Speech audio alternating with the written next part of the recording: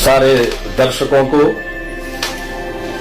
Programme आरंभ करते समय हम जय भीम कहते हैं, नमो बुद्धस्स कहते हैं।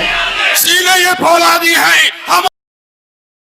साथियों, आज मैं आपके बीच में एक बहुत ही पीड़ा वाला विषय लेके आई हूँ, जो कि समाज को, बहुजन समाज को बहुत ही दुखदायी पीड़ा है। साथियों, मैं बता दूं आपको, बाबा साहब डॉक्टर अंबेडकर के सच्चे अनुयायी, बहुजनों के विद्वान, सम्यक प्रकाशन के संस्थापक, महान लेखक, बौद्ध उपासक, क्रांतिकारी शांति स्वरूप बौद्ध जी समाज के बीच नहीं रहे।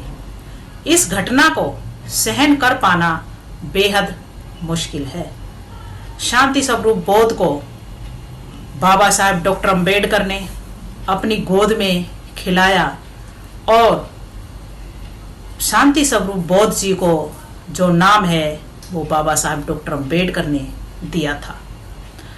समाज के ऐसे वक्ता जिनकी भाषा शैली से लोगों में ऊर्जा भर जाती थी और मनुवादी लोगों के छक्के छुड़ा देती थी, जिस भाषा शैली को सुनने के लिए लोग इंतजार करते थे, आज वो भाषा शैली, वो चेहरा, वो बहुजन वक्ता हमारे बीच से चला गया। प्राकृतिक का नियम है, जो आया है साथियों उसे जाना जरूरी है। भगवान बुद्ध की वाणी में जो प्लेटफॉर्म पर होकर भगवान बुद्ध की वाणी में जो प्लेटफॉर्म पर होकर कोई पहले जाता है, कोई बाद में जाता है, लेकिन जाना सभी का तय है। हम देखते हैं जो समय से पहले जाता है उसका हमें ज्यादा दुख होता है, जो समय पर जाता है उसका हमें कम दुख होता है, लेकिन दुख हमें हर हालत में होता है, हर इंसान के जाने का होता है। लेकिन बोधाचार्य शांति स्वरूप बौद्ध जी के जाने से हमें बहुत दुख है।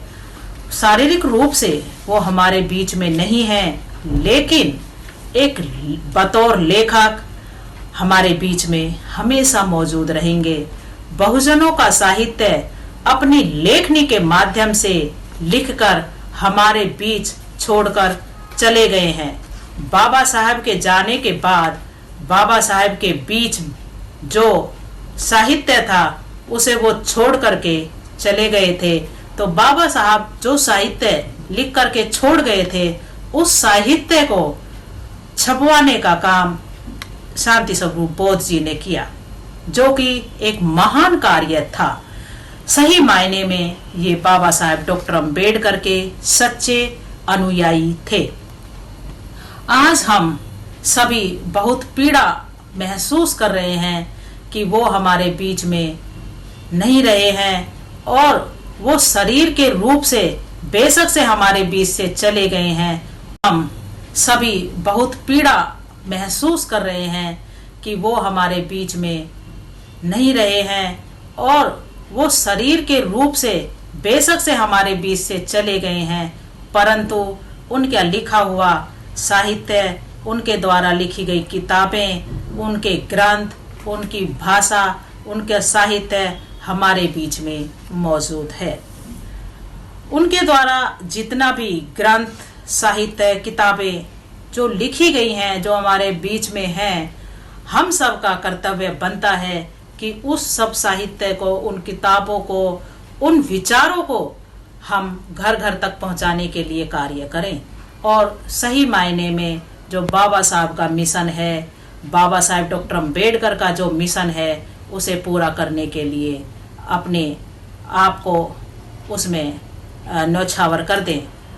क्योंकि मान्यवर शांति स्वरूप बौद्ध जी की यही एक, उनको भाषण को, उनकी किताबों को, उनके सारे साहित्य को देख करके यही हमें प्रेरणा मिलती है कि बाबा साहब का जो अधूरा कार्य है वो हमें पूरा करना है, और यही कार्य हम करेंगे तो यही हमारी सच्ची श्रद्धांजलि होगी मान्यवर शांति स्वरूप बौद्ध जी के लिए।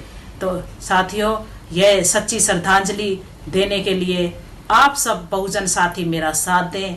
इन्हीं शब्दों के साथ जय भीम, जय भारत, नमो बुद्ध।